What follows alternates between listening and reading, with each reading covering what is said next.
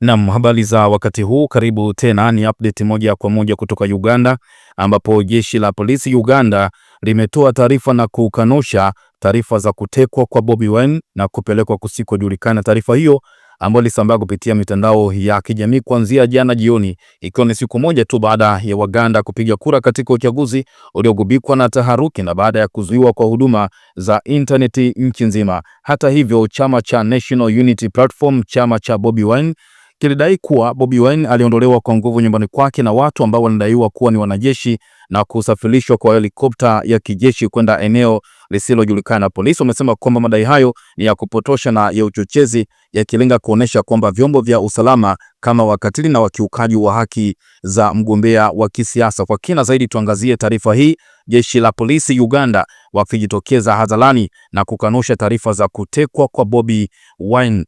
Jeshi la polisi Uganda wamekataa ripoti zinazosambaa mtandaoni kwamba kiongozi wa upinzani Robert Kyagulanyi ambaye anajulikana kama Bobi Wine alitekwa usiku wa kuamkia leo. Polisi walisema kwamba madai hayo ambayo yalionekana kwenye mitandao kadhaa ya kijamii na ni ambayo pia yamekuwa yakizungumzwa na watu wa karibu wa Bobi Wine yalikuwa ya uongo na yalikusudiwa kupotosha umma. Katika video iliyotolewa Jumamosi asubuhi, msemaji wa polisi alisema madai hayo yamekuwa yakivutia umakini ndani ya Uganda pamoja na nje ya mipaka yake. Ningependa kusema kwa niaba ya jeshi la polisi la Uganda kuhusu madai yanayosambazwa katika baadhi ya vyombo vya habari. Msemaji huyo alisema pia wamepata njia yao ya kufikia jamii zingine ambazo zina ufikiaji wa majukwaa ya mitandao ya kijamii, haswa nje ya mamlaka yetu.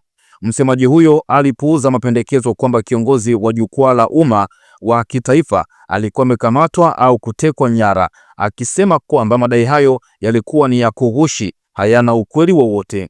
Madai yanayotolewa kwamba Bwana Kyagulanyi ambaye ni mgombea urais amekamatwa na kupelekwa mahali pasipojulikana. Alisema kwamba baadhi ya madai haya yanaonyeshwa na wanafamilia wake na watu wa karibu wakidai kwamba ametekwa, hayana ukweli wowote. Polisi wamesisitiza kwamba ripoti hizo zilikuwa sehemu ya juhudi kubwa za kuonyesha kwamba vyombo vya usalama kama unyanyasaji na maadui kwa watendaji wa kisiasa. Ninachotaka kusema ni kwamba haya ni madai ya udanganyifu na ya uchochezi yanayolenga kuonyesha vyombo vya usalama vya Uganda kama wakatili na wanaokiuka haki za mgombea wa kisiasa, aliongeza. Sio kweli na hayana msingi. Mamlaka hazikutoa maelezo zaidi kuhusu eneo ambalo Bobi Wine au hali yake ya usalama wakati taarifa hiyo ilipotolewa, kwamba hali yake ni hipi hata baada ya taarifa hizo kusambaa. Mamlaka husika hazijatoa maelezo zaidi kwa kina kuhusu eneo ambalo Bobi Wine yupo. Je, yuko nyumbani kwake au kweli kama aliondolewa, lakini pia hali yake ya usalama wakati wa taarifa hiyo ilipotolewa. Kuna taarifa ambayo nimeiona pia kupitia mtandao wa X, video ya mtoto wa Bobi Wine akielezea ya kwamba baba yake alifanikiwa kutoroka jana. Nadhani pia tutaiangazia kwa kina zaidi na tutaihusianisha pia na taarifa hii ya jeshi la polisi, ambapo kuna ripoti mtoto wa Bobi Wine amesema kwamba wazazi wake wote wawili walikuwa wametekwa na jeshi la polisi jana, lakini pia baba yake alifanikiwa kutoroka na mama yake bado anashikiliwa, kwamba baba alikimbia Bobi Wine, lakini kwamba mama bado anashikiliwa. Mengi nitakuhabarisha hapa kwa kina.